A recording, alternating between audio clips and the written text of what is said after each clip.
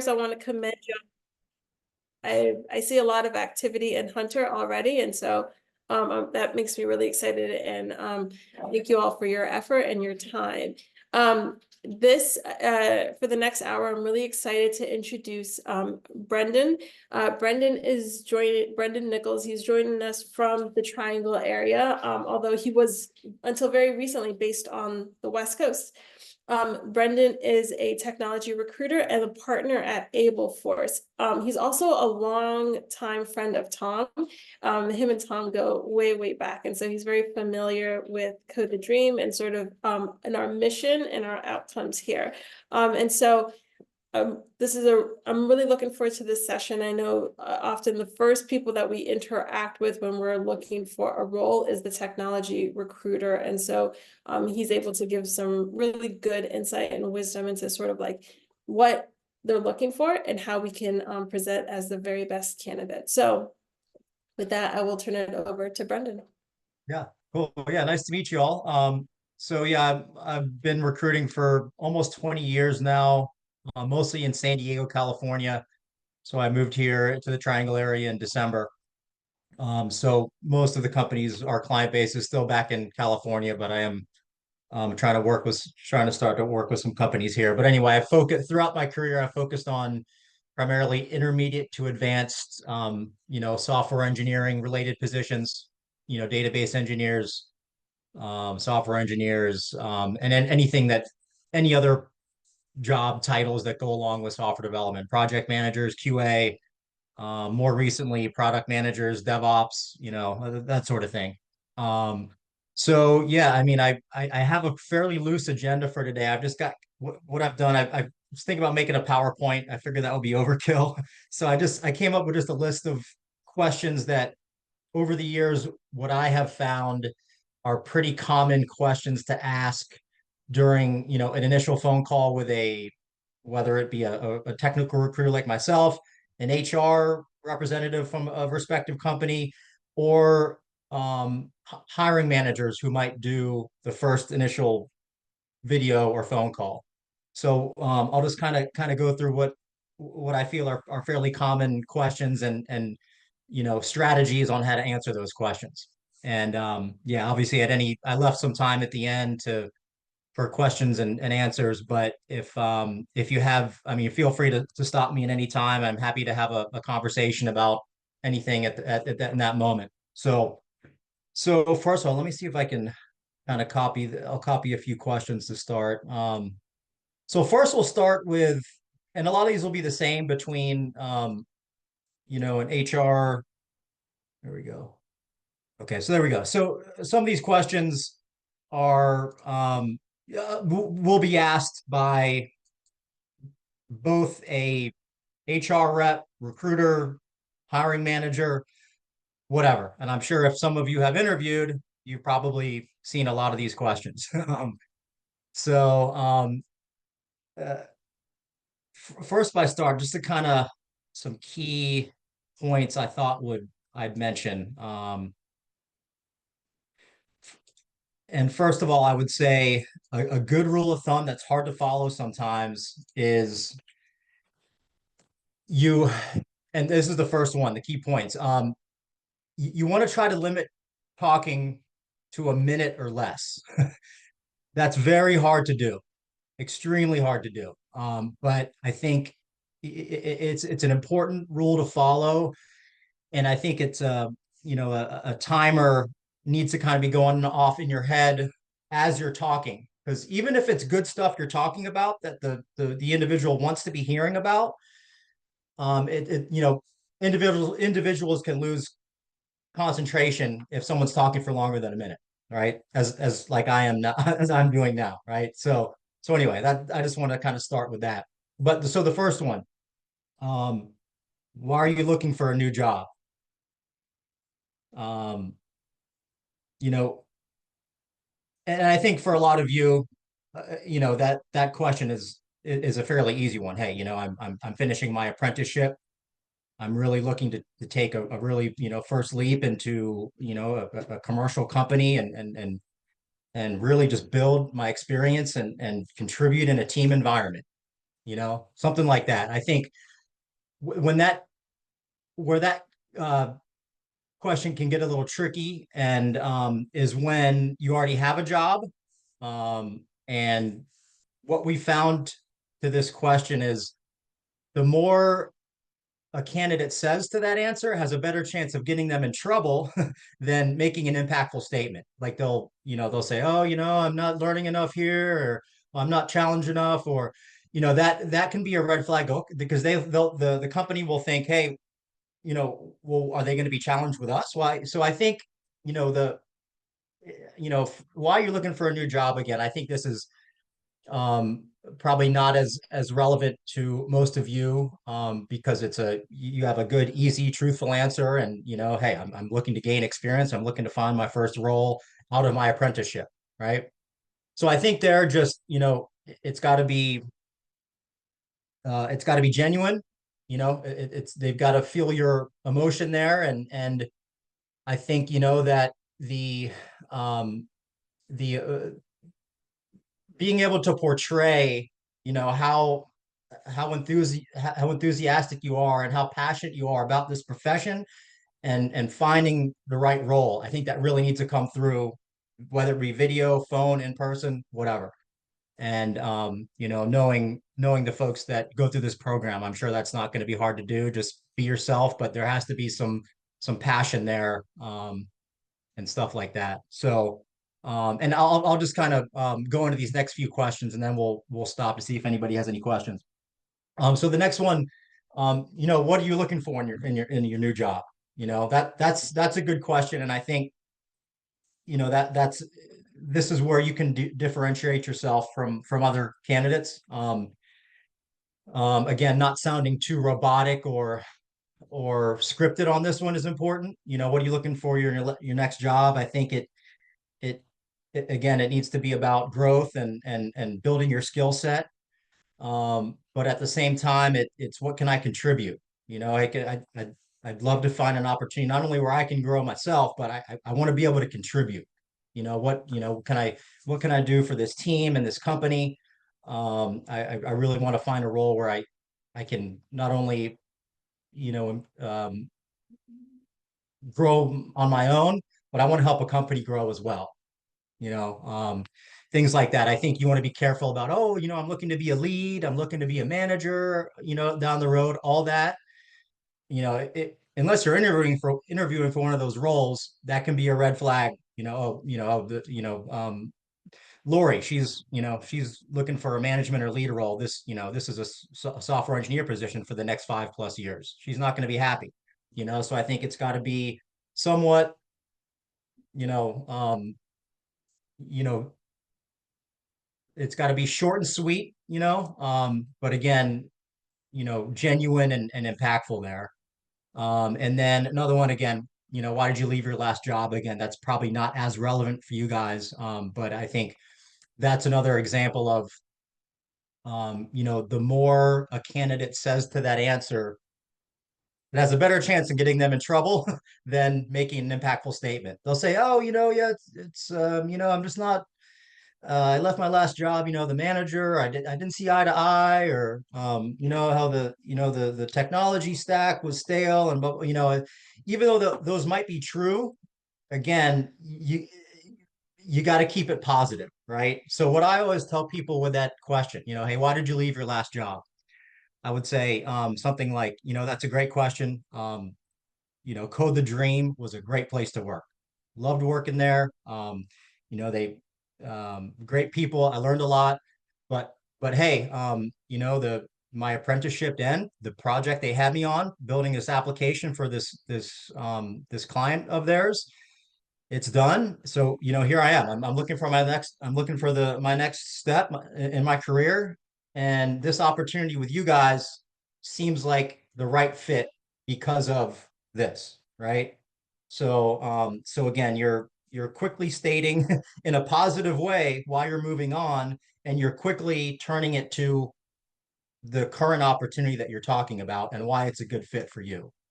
So again, I think a lot of it is just keeping it positive, trying not to sound robotic, and being genuine with your answers. So again, we've got a lot more questions to get to here, but I'm just curious, any thoughts or questions or additional questions that kind of relate to those first three that we want to talk about? No? Okay. Helpful? Thumbs up? Yeah, Yeah. okay. Okay, good. Brendan, I have a quick question. Sure. You said limit the answers to 45 to 60 seconds. So it really is like just a short and sweet. And that's like what Yes. most. And now that being said, you can see where I was going to get to the key points later, but like, I think talking for a minute and then following up, right? Now, and now the 60 seconds, it's going to be hard sometimes, especially if it's a technical question where they're asking you to describe something, right? Sometimes to talk about how to do something within React on building a single page application. Sure, it's going to take longer than a minute. There are exceptions, but I think you still need to have that timer going off because you can always follow up. If you look, in the chat, you can always follow up your questions. You can always follow up your answers with questions. A good way to do that, for example, is if you're in the middle of answering a technical question and you're given an answer, you get to that minute and you've got a long way to go. You can say, hey, I can keep talking here and I want to make sure I'm going in the right direction here. I was going to kind of talk about this area of the development and what I did.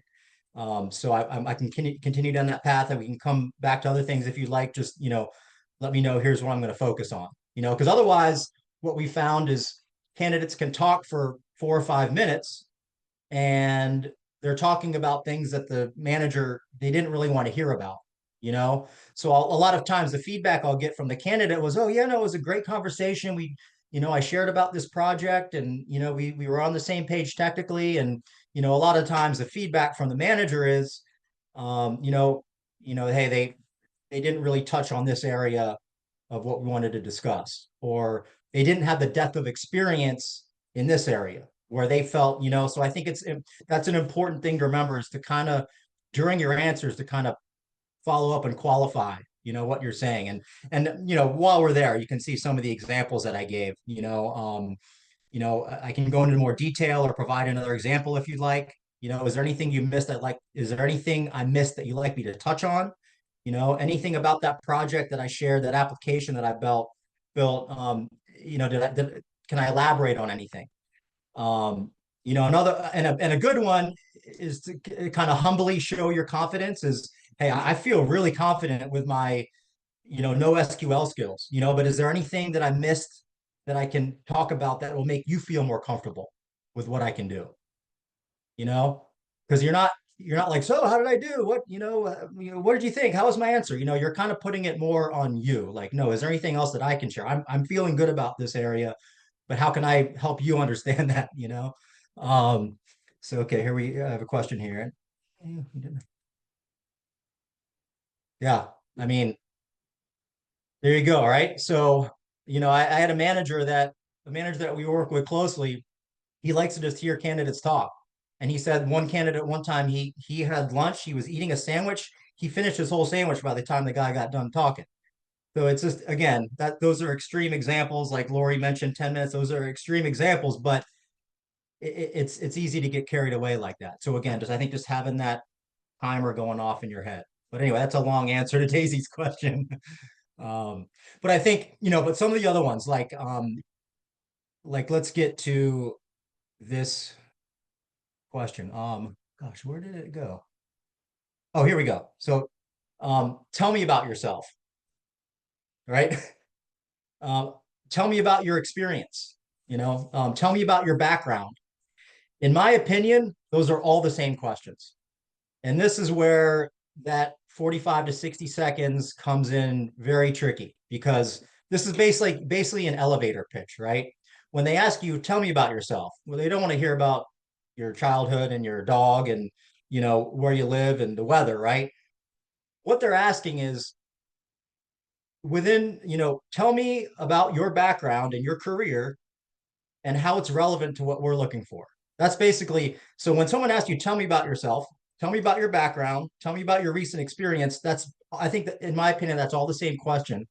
So how in 45 to 60 seconds can you summarize your career, your experience, and how it's relevant to what they're looking for? That's a tough thing to do, right? So that's what we call the elevator pitch, right? So everybody needs to work on their, if they don't already have one, I'm sure a lot of you guys do, but you need to have that elevator pitch, So if you get asked that, because guaranteed every interview normally starts with a question like that, so you have to, in 45 to 60 seconds, again, understand what they're looking for, and be able to share your background. Now, where that comes in even more tricky is if you get a call out of the blue from a recruiter. You've applied to 100 jobs, you get a phone call out of the blue. It's a recruiter from a company you kind of remember applying to. So it's hard to tailor your answer in a situation like that. But if you've got a phone interview or a video interview with a company the next day, and you have time to prepare about what the company does, about the technology stack, the team environment, if they're doing Scrum, whatever, that gives you a really good, that should give you a lot of direction to tailor your elevator pitch for that role. But that's not possible to do if you get a phone call out of the blue and you don't remember what this company does or what the position is even. So I think that's where having that ready to go, that kind of can fit any sort of software engineering role that you might be looking at, right? And so again, let's see here. And answering, what are you looking for in a new job? How much? What are you looking for in a new job? Company itself, you know, I think again, you want to be careful there, because if you're interviewing with a healthcare company and you say you're targeting financial experience, then obviously that's going to be a red flag for them. So I think, what are you looking for in a new job? Again, I think in this case, short and sweet is better, and making it more about, how can you contribute, and but I think, again, going back to, if we have time to prepare, and if we know we're getting that question from a specific hiring manager at a specific company, that way you can tailor it. Hey, I've always been looking for, I'm interested in a lot of different industries. Healthcare is one of them. Healthcare is obviously not going anywhere. It's a stable environment. It's or a stable industry. It's pandemic proof, it's recession proof. So, and just, the amount of knowledge and data that goes into healthcare, it just makes it a very interesting, and target industries I like to be in, types of products. Yeah. So all this kind of goes in the same thing, I think if you're getting a call out of the blue and you're not sure what the company does, you need to be careful about, focusing your answer to that. What are you looking for in a new job, or any question for that matter that might disqualify you based on what you might say. So does that help, Frank? Yeah. Okay, cool. So where were we? So anyway, elevator pitch. Can't stress it enough. Elevator pitch. What I tell people is, rehearsing it, hearing yourself say it helps a lot. Talk to your spouse, talk to your dog, your cat, the mirror, a house plant, whatever. I think just rehearsing it and, getting comfortable, talking about your elevator pitch is important, because again, you can almost guarantee you're going to get an answer, or get a question like that where you're going to have to give your elevator pitch. Yeah, salary expectations again. Let them bring that up. Here, let me put these down at the bottom of the chat so you can see exactly what I'm talking about here. Salary expectations, let them bring it up. Again, that's tough out of the blue. If you're getting a call from a company that you don't remember what the salary range was, or this and that, I think staying flexible obviously is Okay, glad to hear it's helpful. Um, and yeah, so again, let them bring it up, but I think you do need to be prepared to answer that kind of off the cuff, right? Which is tricky. So I think a big range is good. Um, Always start, obviously, I'm sure you've been coached on this, but obviously always start with, hey, money's not everything. But obviously it's important. I'm looking more than just, um, the, the salary. I'm looking for, obviously benefits are important. Also, the team, the culture, the ability to, grow my skill set. That all comes into play. However, I'm looking for a range of 70 to 100K. You know, it's, you know, because it is these days it is kind of quick draw. Who's going to ask first? And what's your salary range? Hey, what's this? What are you targeting for annual salary? Oh, it's like I asked you first, sort of thing. So I'm always a very upfront because I just the range is the range, and I like to kind of share that up front to get it out of the way. But a lot of companies won't do that. So I think giving a huge range is good. Go start at the very low end of what you're targeting, maybe a little bit higher. Um, Not by more like 5K, but then shoot for the stars in terms of the high end. It's kind of like companies are posting jobs with 200K salary ranges. It's like it's a little ridiculous. But anyway, so I would avoid that if possible. But I think, keeping it positive, starting with that again, starting every answer with a positive comment. Hey, money's not everything, but obviously it's important. Everybody knows that, but I look at the full package. But here's my range, and Rachel has a question. What if the salary range is lower than what you're hoping for? Should you still apply? I'm bringing up the start. Um, Huge, yeah, even if it's a huge range, it never hurts to apply. And this goes for anything. I think if you have, I would say, I heard 60%, but I would even go less than that. If you feel like you have half the requirements of a job, apply. I don't get turned off if I see an application. If anything, especially if I don't see the candidate's resume in my database, I have a new candidate in my database. And from your perspective, if that company, who knows if the job is even still open, um, you know, applying to a job, it normally goes to a recruiter's inbox or directly into their company database applicant tracking system.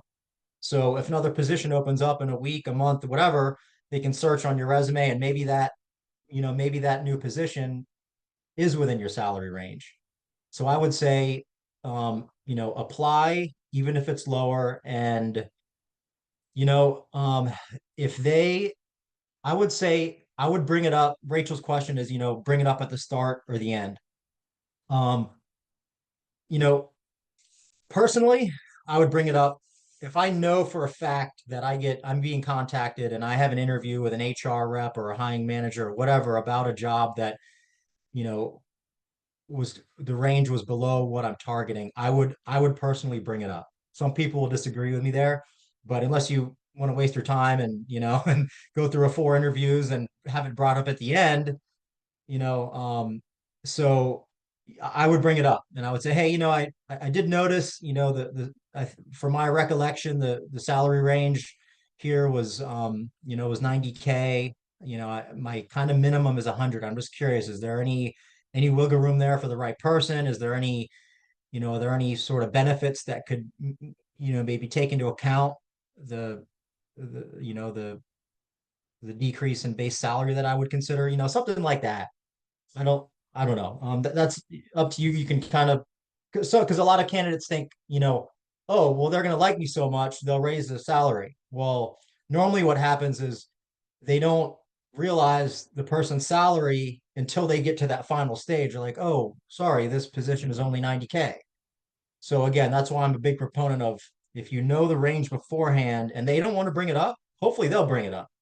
But if not, I would I would nip it in the bud sooner than later.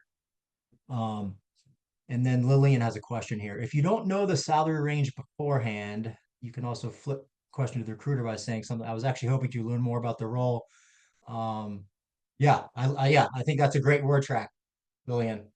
Um, yeah.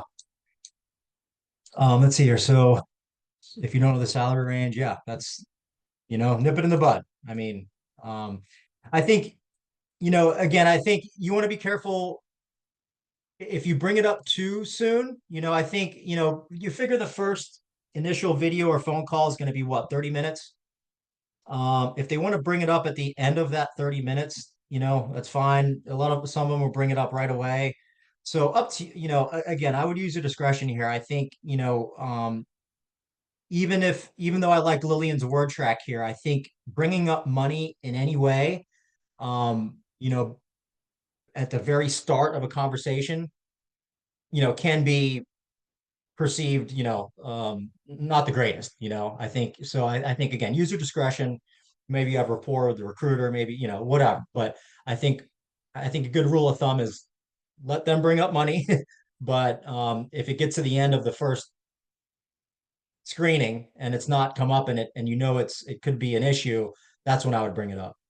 Just to be Um, clear, like the thing I put in the chat, I don't recommend bringing up the salary. I just responded, if they bring it up first. And so I have a part in there that's like, however, since you brought it up, I would love to know what's the salary range for the position. oh, Yeah, oh, like got I it. never Okay. asked by Yeah. them, Okay, got it. That's good. just Perfect. clarifying. Kind of flipping the script. I got it now. Okay. Mhm. Kind of the quick draw, but you're putting it back on them. I like Yeah, it. Yes. exactly. That's good. Okay, cool.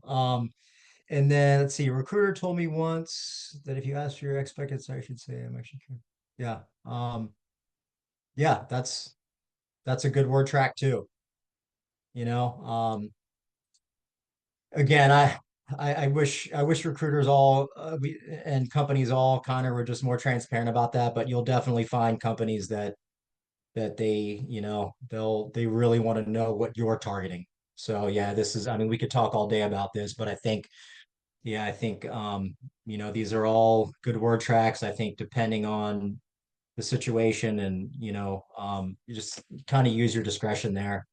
You know, I don't think um, bottom line, if it's the right opportunity for you and they want to pay a salary that's in your range for the right person, then it's meant to be. But I think certainly the bringing up money too early we've seen be a detriment to candidates in the past. Now I don't think that ever of them, it's not like they've been pulled from the process because of that, but it has been, hey, we just noticed, candidate, Joe was he brought up money, and we're just it seemed to be a big factor for him, which obviously it's a big factor for everybody, but companies like to see, you know, you're more interested in learning about other things first, right? So anyway, um, is it true that some candidates can stand out better if they are more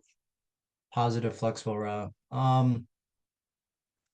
Mariana, that's a good question. I think again, it all depends on the company, hiring manager, things like that. I think for all of you, I took a glance at all of your LinkedIn profiles. Looks like you're all kind of in the, same situation coming out of this apprenticeship. So I think you guys will have a leg up on a lot of the other candidates that you'll be in competition with because you guys have built commercial, for the most part, you've built commercial products that are in production for company. So I think you guys need to leverage that with every conversation you have, and really, that should be a big focus on when you're generally asked to talk about your background and what you can bring to the table. Again, we're talking about the elevator pitch. Another elevator pitch is, hey, what did you build for a company? How is it impacting their business? Things like that. So I think staying positive and flexible is obviously very important. And knowledgeable and nerdy. Again, um, it all depends. I think, communication is important for most hiring managers. The ability to communicate with the team and other product managers and analysts and stakeholders that are sitting in the scrum stand-ups every day. I mean, so someone can be nerdy and have good communication skills at the same time, you know, knowledgeable. I think there's a fine line sometimes between being confident and arrogant. I think most companies can be, and hiring managers can be turned off if there's a level of arrogance that comes through, especially during an initial 30-60 minute interview. So I think, kind of being sure with the words and the answers that you're giving, you're coming across confident, but not arrogant. You got to be confident in what you built. Um, you know, happy with your knowledge and what you've done. Positive nerdy. I like that. There you go. um, Positive nerdy. So anyway, hopefully that kind of answers that question. So where were we? That was, I think we're a salary. Okay. What do you know about company XYZ? Why are you a good fit for company XYZ? um, Again, this goes back to if you get called out of the blue, tough thing to answer. And I think it's okay to say, I'm sorry, I've applied to a lot of jobs over the past couple of weeks. Your company name rings a bell. But can you please refresh my memory in terms of the specifics of the company and the position? It's okay to say that. I don't think anybody's going to hold that against you. Recruiters who have been doing it for a while, they understand how many jobs that engineers apply to, especially if they're in an active job search. But again, if you have a scheduled call, that's where this research comes in very important. What do you know about company XYZ? I've had so many candidates shoot themselves in the foot with not having an answer to that question. They'll ask them, "Hey, what do you know about our company?" They're like, "Oh, I forgot to do my research. What do you guys do again?" Obviously, I mean, chances are the interview's over at that point. So make sure you don't have to spend hours. 20 minutes is probably enough. Just familiarize yourself with the main website, the list of products, services, punch their the company name into Google News or whatever. There's probably some recent news write-ups. If you can just reference a recent news write-up, hey, I noticed, company XYZ, you guys were in the news for the product that just came to market last week that I worked on a similar SaaS product at this, something like that goes miles in an initial interview like that. So do what you can to do your homework beforehand, so that why are you a good fit for company XYZ. Same sort of thing. Hopefully at that point you can review the job description in detail. Not a bad idea to kind of poke around on LinkedIn, check out the other engineers that work at the company. See their backgrounds. Maybe you can see exactly, some LinkedIn profiles aren't that detailed, but some of the engineers at some of these companies give a pretty detailed list of the product they're working on, what it does, the technology stack. So, using all that during the interview, not like, hey, I was stalking your engineers on LinkedIn, but hey, why am I a good fit for this company? Great question. Based on the research that I've done, you guys are a big player in the insurance space. I'm very interested in the insurance industry for these reasons. You can't just say I'm interested in the insurance industry. You have to tell them why. 2-3 key points, and then you can go into the technology stack or why, from a technical perspective, you're a good fit. And this is a perfect example where that 60 seconds is going to be tough, but again, kind of qualify what you're saying as you're talking about it. And, maybe you talk more about the company and, you spend 30 seconds on why the company's a good fit, 45 seconds to a minute, it's okay if you go over 60 seconds sometimes. That's not like a hard set rule, but anyway. So those questions, yeah, those, I think a lot of candidates don't prepare, for those questions. And those ones are some that can really come back and bite you. So what do you know about our company? Why are you a good fit for our company? The next ones, these are questions, I'll put them in the category, I hate them. I wish they were never asked. What are your strengths? What are your weaknesses? Those are, yeah, just age-old, awful interview questions that I wish would just be thrown away. But unfortunately, they still get asked. I think, again, keeping these not having them sound as least canned as possible, least robotic as possible. I think so. Let's talk about strengths first. I think, you know, I think you want to keep it technical for the most part. Hey, yes, I feel like my strengths right now are, with, front end React development. I based on this last application I built, I got some really good exposure to, single page apps and some, we use Redux. So, using some of those tools to build kind of, responsive applications, and that also being, working in a Scrum team environment, I feel like my collaboration skills and ability to deliver in a Scrum environment, those are, kind of my strengths right now. Something like that. Weaknesses, I think, is a little tougher. I think what you want to avoid is, oh, I work too hard, or, oh, I'm a perfectionist. Those are big no-nos. What I always recommend is something very minuscule. And, like a good example I saw, probably not as relevant for you guys. It was more of just a general business interview, like, oh, Excel macros. I need more experience with Excel macros. Unless Excel macros is a big part of the job, I think that's an okay answer. But maybe something for you guys would be, maybe an overall specific tool, or again, hopefully it's not, you don't want to mention, a major part of the technology stack with the position you're interviewing for. Like if it's a React Native position, you don't want to say, oh, my weakness is React Native, but something, smaller, like, hey, maybe it's deploying, the tricks of the trade, deploying a React application in AWS, or, I've done it before, but these are maybe the areas where I could grow in that arena. Or, I'm just kind of thinking out loud here, but, something like that, maybe it's,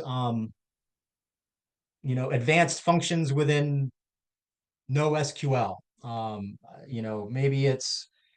Maybe it's migrating data from an Oracle database, or something like, those are kind of outlandish sort of things. But I think, again, knowing if you have a scheduled interview, that kind of understanding the requirements and maybe a good answer to that. What are your weaknesses? But I think having something technical to stay there is important. Now, again, I think it's rare you'll be called out of the blue and be asked what your weakness is. but I think it's important to have a canned, a response, not a canned response, but a response ready that maybe talks about a general weakness of kind of a minuscule thing that we talked about. So anyway, you're absolutely. Absolutely. Frank's question, can you wrap a weakness with how you improve upon it? Absolutely. I was going to get to this at some point. Most candidates don't do that. And this kind of, and while I'm there, I'll kind of touch on a question that I wanted to bring up that you'll get all the time. You're bound to get it in every interview that you have. They're going to ask about something that you haven't worked with or you're not very strong with. I'll just use TypeScript as an example. The question will be, what is your experience with TypeScript?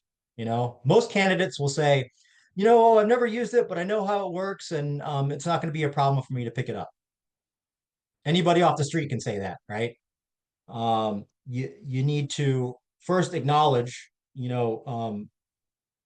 unfortunately, I do not have experience with TypeScript on a production application. However, I've used similar languages, I've used JavaScript very heavily, so I know that there's a lot of these similarities, whether it's the syntax, whether, you have to draw some parallels between what was asked about and what you've used, right? And to Frank's point, then you take it even a step further and say, but hey, TypeScript, I know that these are the areas that I'm going to have to ramp up in. It's the, again, the syntax, the deployment, the tags, whatever it is, because hey, at that point, most candidates, they don't go that far. The manager will say, oh man, at least Frank knows what he doesn't know. I mean, he knows exactly where he's gonna have to ramp up in. Most candidates don't do that. So that kind of goes with Frank's question. Can you wrap a weakness with how you improve upon it? Yeah, I think it's important to talk when asked about a weakness. Hey, here's where I know I can get better, and here's how I'm going to get there. And then I'm currently taking a course helping another project team out to get experience. Yeah. Yeah, great. That's a good example. So yeah, and then last one on this kind of section, are you targeting direct that's not as important, but I think again that's the sort of thing where we can get you in trouble rather than anything, right? Because I work on contract, direct hire, and contract to hire positions. Sometimes I'll call a candidate out of the blue. That's normally one of the first questions I ask is, hey, are you targeting contract, direct hire? And someone says, hey, I'm really targeting direct hire. Well, hey, I was calling about a contract position. That's obviously would be a concern of mine right away, right? Even if he does accept this contract, is he going to leave for the first direct to hire position that's offered to him?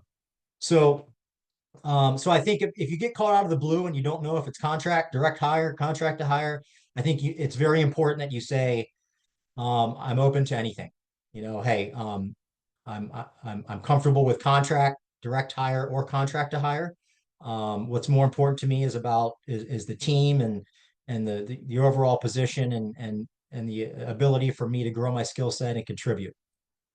If now the flip side of that is, if it's a direct hire position and you tell them, oh, I'm open to contract or direct hire. It's one of those things, I hate to say it, but you need to tell them what they want to hear. Hey, if you're talking to somebody about a direct hire position, you're targeting a direct hire position. That's it. You might consider a contract, or I'm not considering contracts, but no, I'm targeting a direct hire position. Same thing goes as contract. If someone calls you, if you're talking to someone about a contract position, you say, I'm really kind of targeting direct hire, but I'm open to a contract. Red flag, right? No, I'm targeting contract positions. I might consider direct hire. So it's one of those things. Again, I hate to say it, but you're telling them what they want to hear.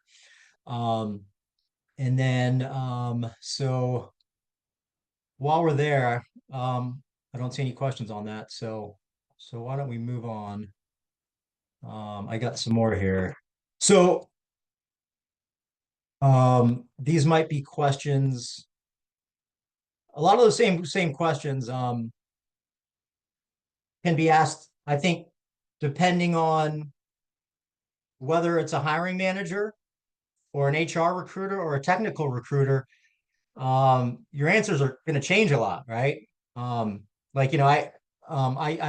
was in IT in a different lifetime before I recruited, but I wrote a couple SQL queries, but I was more on the implementation side. So everything I've learned about, I could maybe write some SQL, but in terms of writing, any Python or JavaScript code, I couldn't do it. But I know from 20 years of recruiting, I know,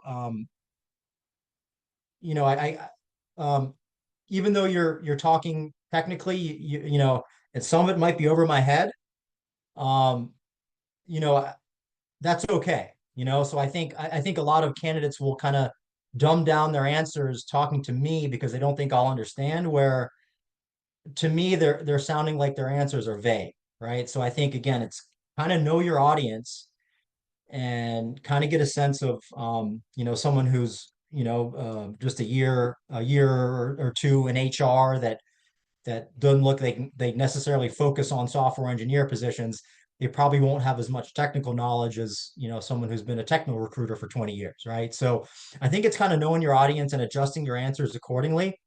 But from a hiring manager's perspective, that makes a big difference, right? You know, where that age-old interview question, tell me about yourself, you know, tell me about your background. um, Tell me about your experience. You know, another one another way I've heard that ask is bring your resume to life for me. Again, that's all the same question. And this time it's going to be even trickier for the hiring manager because in 45 to 60 seconds, you need to convince him that your career background is in line and relevant to what they're looking for. You know, so that's where I think it is a little bit more important to kind of almost have a different elevator pitch ready for a hiring manager that does kind of get into the weeds a little bit in terms of the technical stuff you've built. And again, when trying to convince you know, a hiring manager that you're the right fit in 60 seconds, it can't sound like anybody else can say. You know, I've been working, you know, I've got 6 years of software engineering experience. I've been working with React for 3 years. I've built several single page applications in React. I'm strong with SQL. You know, anybody off the street can say that, right? You've kind of got to tap into something that you've accomplished, right? That's going to really make a difference in that elevator pitch and that, you know, the question from a hiring manager, you know, tell me about yourself, right? And then, yeah, do you have experience with, you know, what is your experience with this tool? That's back to Frank's question, you know, that's where I was getting at there. I think it's really important to, you know, anything in that job description that you see that might come up, you need to be ready to answer that. You know, hey, I don't have experience with Team Foundation server. However, or actually, it's Azure DevOps now. I don't have experience with Azure DevOps currently. However, I use Jira. I use GitHub. Whatever, you know, I use Git. Whatever.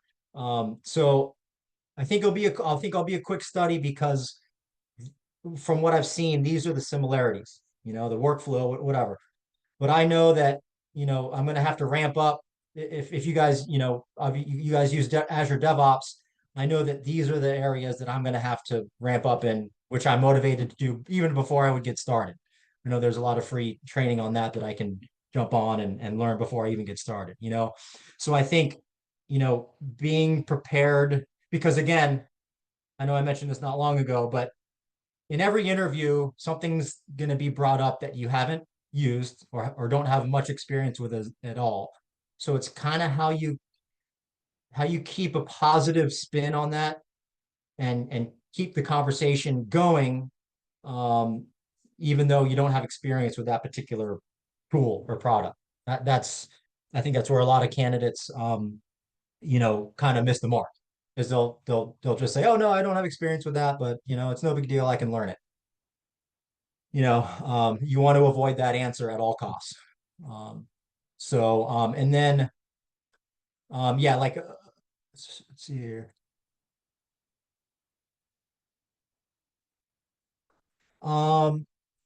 You know, Rachel has a question here.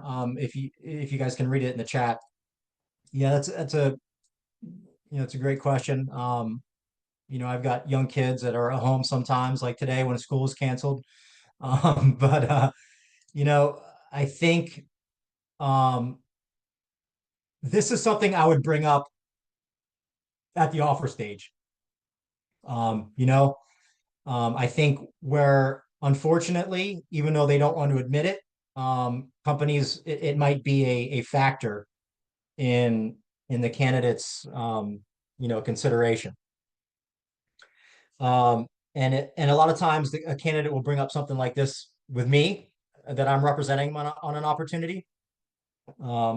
Actually, recently, a guy had a pretty serious heart condition. He basically had a fake heart. He had a fake heart, and we brought it up. He didn't, you know, he brought it up kind of right before the final interview. I'm like, well, let's wait till we see an offer, sort of thing. And it turned out it wasn't an issue. I thought it was going to be.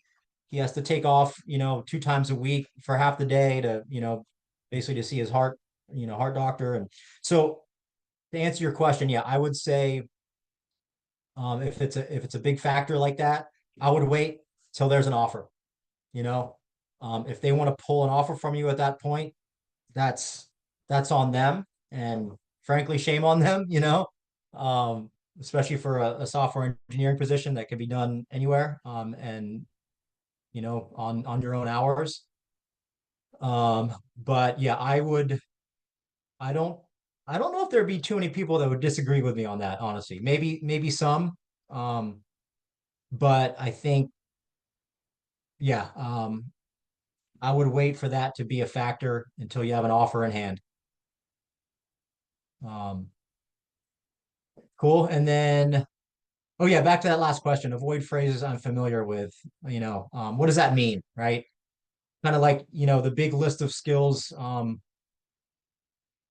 Maybe, yeah, yeah, you could. And I think, hopefully they'll share a lot about the culture. I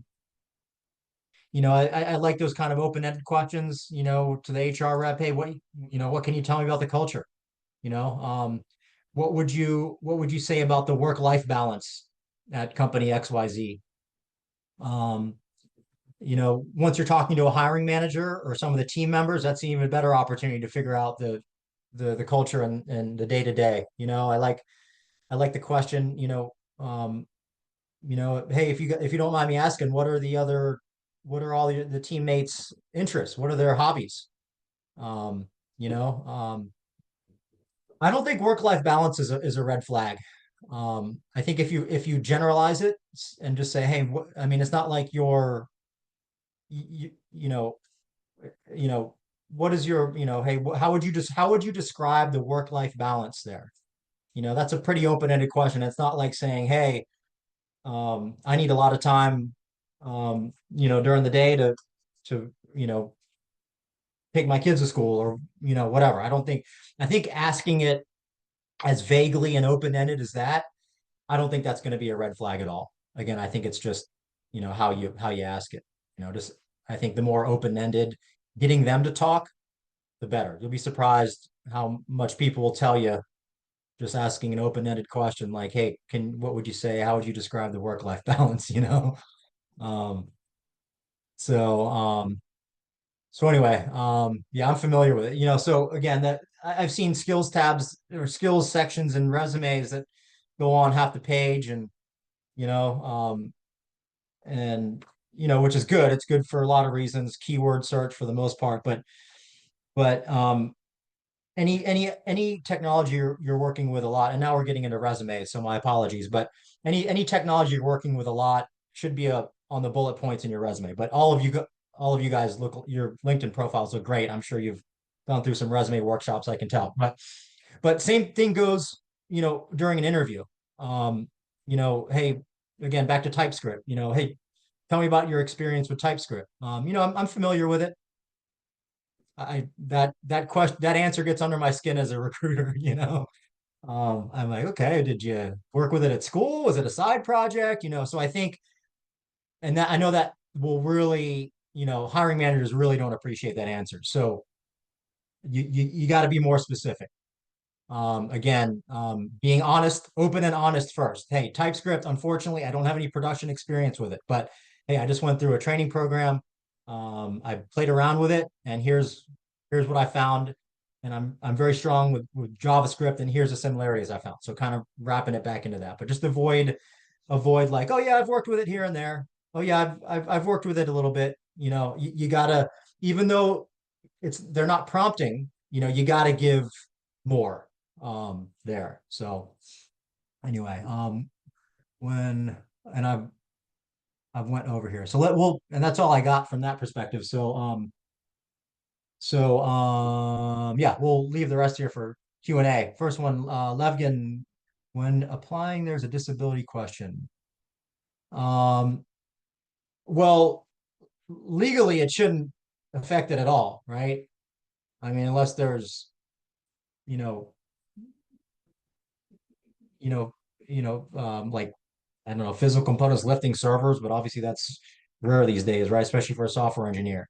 So in theory and legally, there should be no, it shouldn't make any difference in applying for a disability position, with a disability. So, I wouldn't worry about that.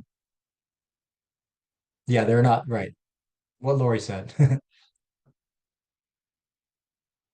Um, I don't know. Anybody else? Anybody? Somebody must have a question that they've had asked that they've struggled with, or they have concern, I or I they. I do. Go ahead. Thank you, Brandon. I really appreciated taking time and discussing all these issues with us. So for most of us, we are like uh, and we are transitioning from our previous careers, and we are new into tech. So we do have experience from our different backgrounds and all those things that we did in the past. Now, during the interviews, the mock interview that I had with different organization, uh, some of them preferred that we discussed about the previous um, experiences. Some of them didn't. So there was a mixed reaction for the past experiences to be brought in. Some thought about maybe if you bring in your past experiences, that will bring the ageism problem, and they might think that you are too old for this position. So try to keep it to the minimum. So there were different kind of answers or different kind of suggestions to the past experience thing.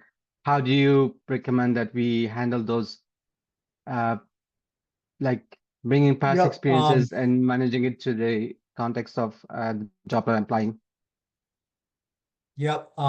And yeah, whether companies want to admit it or not, I'm pretty certain I see age discrimination happening. So I think that's a valid concern. Um, and I think and I think previous industry experience and just life experience, there's value in that, for most companies and hiring managers. So I think it's important to bring up, and I think you've got to draw parallels between, you know, your past career and, you know, what skill set and skills and experience are transferable and you can bring the table as a software engineer, whether it's collaboration and communication in a daily stand-up meeting, you know, whether it's, dealing with um, disgruntled customers all the time, whatever. I mean, all that comes in very helpful, especially in certain environments where engineers are, there are stakeholders that they do demos with, and they're sitting in the scrum meetings every day, so I think, if you're able to kind of harness, um, what you've learned and done in previous careers, and talk about that in a effective way, in the interview, um, there's a good way to do that. I just, when you say, yeah, I don't want them to age me based on, they look at my resume. So I think, or, talk about it, but I think you just, you don't need to be like, oh, I was in, you know, the customer service industry for 20 years before you don't need to say it like you can just say, hey, as my, I did work in the customer service industry, prior to becoming a software engineer. And I think these are the skills and the values that I bring to the table from that, you know?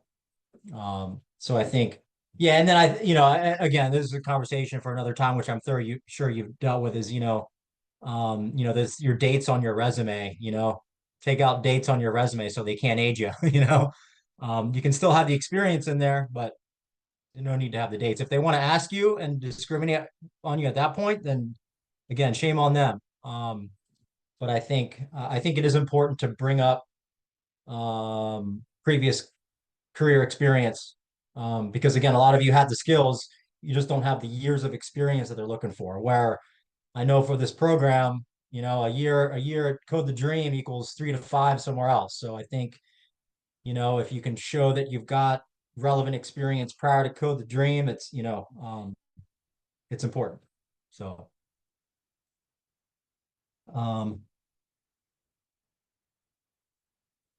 anything else? That's right. Dog ears. Code the dog ears. I like it.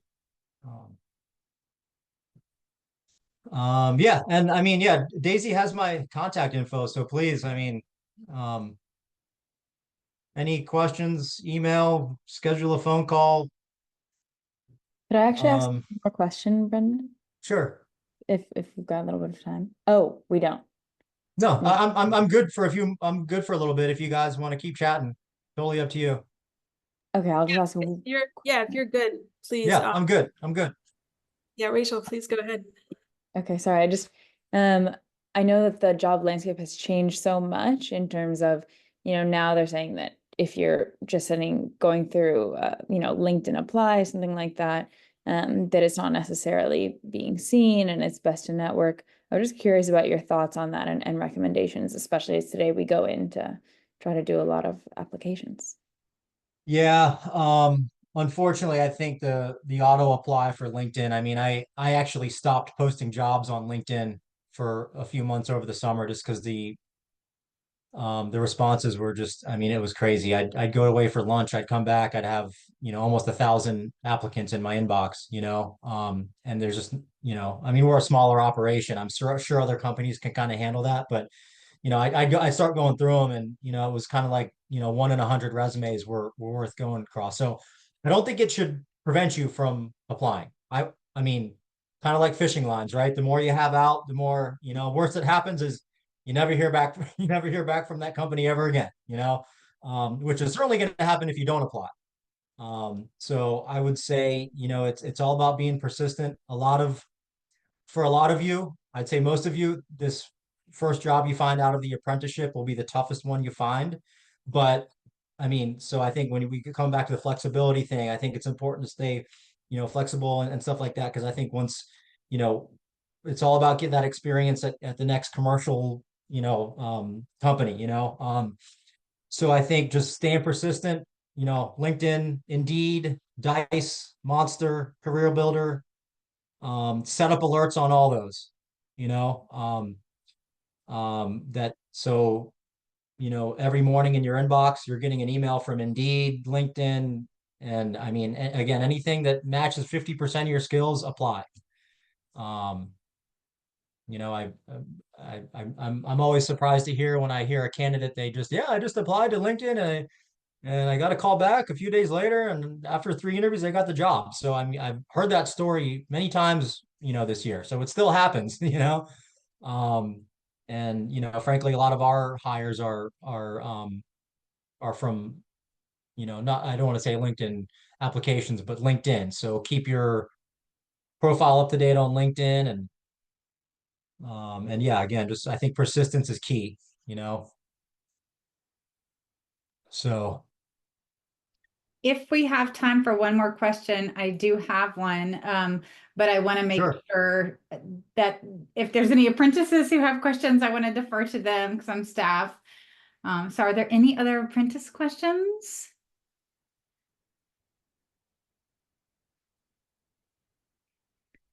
Okay, so my question is about the state of tech. We're in this like it's been a tough year. It's been a tough year for our folks who have these amazing experiences and backgrounds. And I'm just curious, from your vantage point as a tech recruiter, you're just looking at everything from a really different perspective than we are. So I'm just really curious of what you're seeing, or what are the trends that you're seeing, or do you feel like it's been a slow year, but things are picking back up, or, oh, we can expect it to be slow for a while longer, or just what are you seeing, and what can our folks expect as they continue to put themselves out there?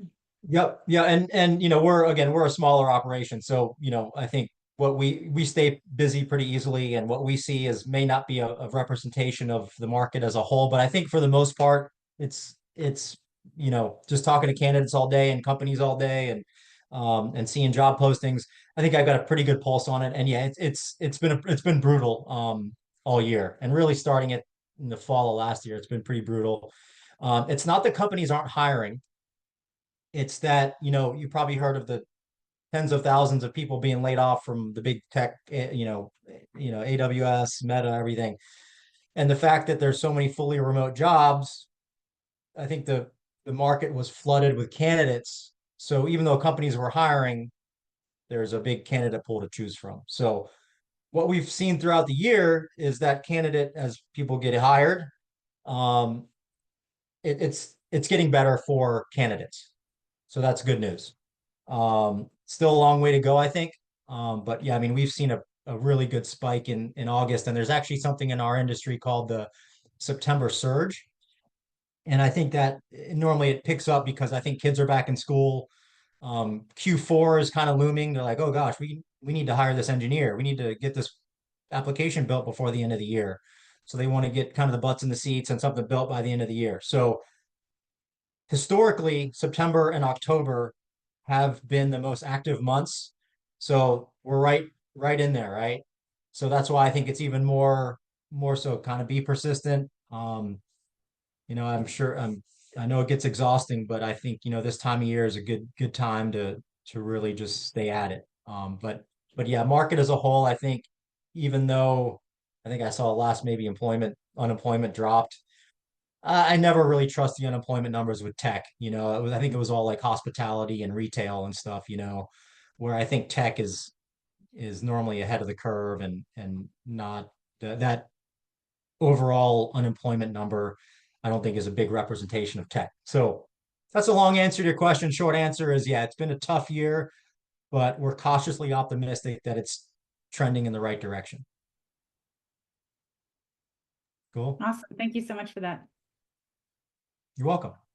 Brendan, thank you for an excellent session. I think we were all like busy taking notes that we're going to consolidate, but this was so helpful. And it's really encouraging to hear it's sort of the historical trends that this is the time where this is like precisely the time when companies are hiring to fill those Q4 needs. And so I think that we timed this event just perfectly, and we're just so delighted for your expertise to hear your insights. And thank you again for joining us today. Oh yeah, it was my pleasure. And yeah, hope the workshop goes well today, and best of luck to you all. And yeah, I mean, again, Daisy has my contact info. Don't hesitate to drop me a line with specific questions or anything. And yeah, I'm happy to do it again if you guys, you know, think of any other topics you guys want to chat about. Excellent. I will share your email with the group, and then I'm sure some folks will reach out for a quick conversation. Yep, sounds good. Thank you so much. Have a great day. You too. Thanks so much, Bye. Brendan. This is Bye. great. You're Thank you, welcome. Brendan. Bye. Bye.